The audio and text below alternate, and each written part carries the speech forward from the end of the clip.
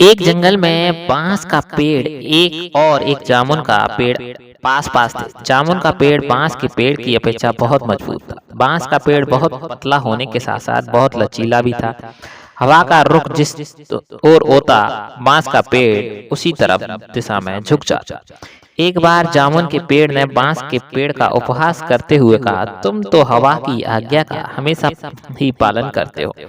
हवा की गति और दिशा के अनुसार भी ही हमेशा हिलते डुलते रहते हो। मेरी तरह शांत से सीधे क्यों नहीं खड़े होते? तुम भी हवा से कह दो कि उसकी आज्ञा का पालन नहीं कर सकते। तुम अपनी शक्ति का परिचय हवा को दो। इस संसार में बलवानों का ही चारों ओर बोलबाला है। बांस के पेड़ को जामुन के पेड़ की बातें जब अच्छी नहीं लगी, लेकिन बांस का पेड़ कुछ भी नहीं बोला उस समय और चुपचाप खड़ा रहा। यह देखकर जामुन का पेड़ क्रोधित होकर बोला, तुम मेरी बात का उत्तर क्यों नहीं देते? बांस के पेड़ ने कहा, तुम मेरी अपेक्षा मजबूत हो। मैं बहुत कमजोर हूं, लेकिन मैं तुम्हें एक सलाह देता हूं कि तेज हवा तुम्हारे लिए भी नुकसानदेह सिद्ध हो सकती है।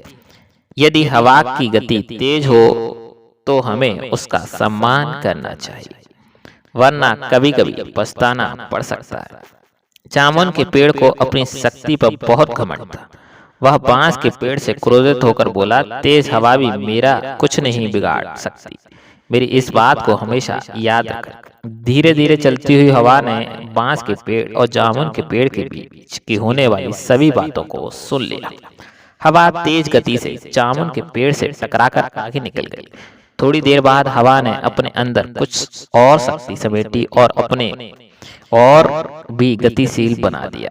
अब हवा एक तूफान के रूप में परिवर्तित हो गई। उसे तेज हवा के टकराने से बांस का पेड़ लगभग पूरा झुक गया। वहीं हवा जब जामुन के पेड़ से दोबारा जाकर टकरा गई, लेकिन जामुन के पेड़ पर उस तेज हवा का कोई भी असर नहीं हुआ। वही उसी प्रकार पूर्ववत खड़ा रहा। कुछ देर बाद तूफानी हवा ने जामुन के पेड़ की जड़ों पर जोर से प्रहार करके उन्हें कमजोर कर दिया। तूफानी हवाओं को जामुन के पेड़ की शाखाओं से रोकने की भरपूर कोशिश की, लेकिन तेज हवाओं ने जामुन के पेड़ की शाखाओं को पीछे धकेल दिया। तेज हवाओं के कारण जामुन के पेड़ का संतुलन खो गया और जड़ों ने कमजोर होकर अपना स्थान छोड़ दिया। कुछ ही देर में वहां जामुन का पेड़ जमीन पर गिर पड़ा। जामुन के पेड़ को धराशायी देखकर बांस का, यदि जामुन के पेड़ ने मेरी बात मानकर हवा का सम्मान किया होता तो आज उसका अंत नहीं होता। यह जामुन का पेड़ तो घमंडी था। शायद इसे नहीं मालूम था कि घमंडी का सिर हमेशा नीचे ही होता है। शिक्षा। इस कहानी से हमें यह शिक्षा मिलती है कि घमंड ही मनुष्य का सबसे बड़ा शत्रु है और घमंडी व्यक्ति का सर्वनाश हो जाता है। इसीलिए मनुष्य को कभी घमंड नहीं करना चाहिए।